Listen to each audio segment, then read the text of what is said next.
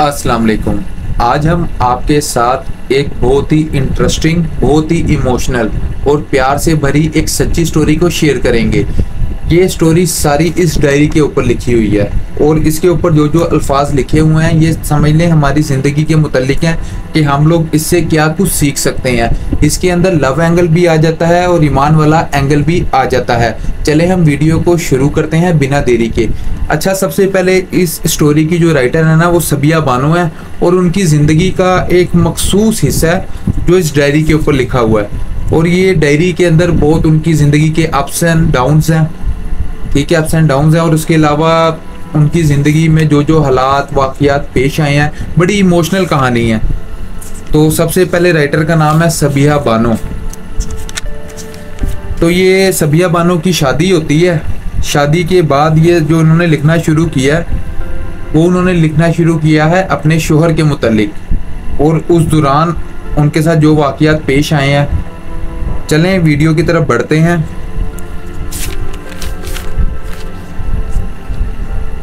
तो स्टोरी शुरू होती है यहाँ से। सलीम की तबीयत ठीक नहीं रहती। सबसे पहले जो सलीम है ना वो इनके शोहर हैं।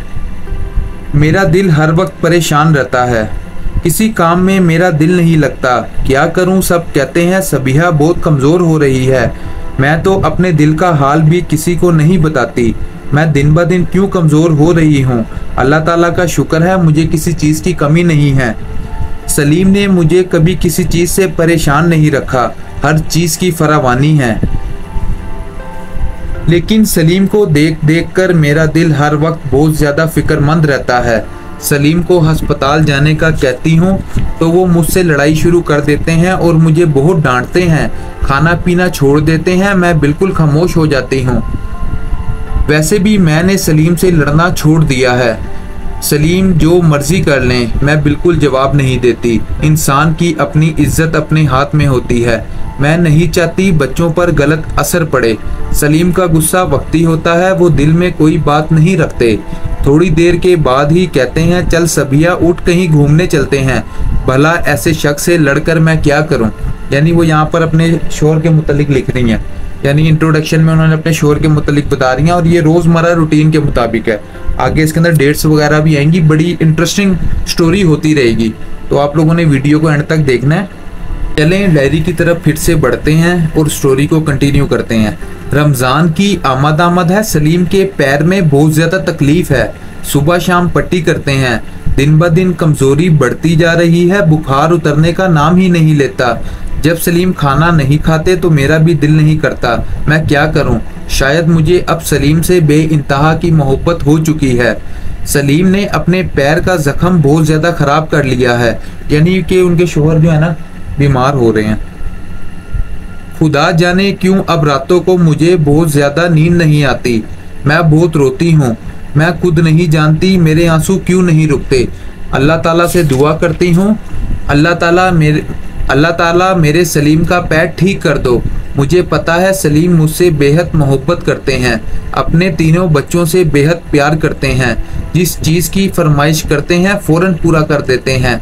बच्चे 5 रुपये मांगते हैं तो 10 रुपये देते हैं, यानी उस दौर में 5 रुपये की बड़ी वैल्यू होती होगी। अपने बच्चों की हर फरमाइश को पूरा करते हैं, खासकर सुल्तान अगर कुछ कह दे तो वो उसको ज़रूर पूरा करते हैं। अगर वो कह दे अब्बू मेरे लिए आसमान पर से तारे तोड़ लाओ तो वो ये भी तोड़ने चले जाएंगे। यानी वो अपने तीनों बच्चों से बहुत ज़्यादा प्यार करते हैं, खासकर सुल्तान से। अच्छा, इधर ना कहानी का दूसरा करैक्टर आता है अमजद, जिसके मुतालिक ये सबिया बानो लिखती हैं। अमजद मेरा छोटा भाई है, मुझे कहता है सबिया तू हरदम सलीम को अस्पताल जाने का कहा कर। आयशा, अस्मा तुम अपने अब्बू के पैरों के साथ चिमट जाया करो, अब्बू अस्पताल चलो। अमजद को क्या पता कि बच्चियां अपने अब्बू से किस कदर डरती हैं। सलीम को इतनी जल्दी गुस्सा आता है कि गुस्से में न जाने क्या कुछ कह डालते हैं।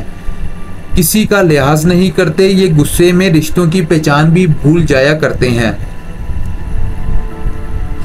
तो इंशाल्लाह इस वीडियो को टू भी कंटिन्यू करेंगे। ये इसके अंदर सलीम साहब का तारुफ हो गया, यानी कि वो बताना चाह रही हैं कि सलीम साहब बीमार हैं और उनको उनसे बड़ी मोहब्बत है।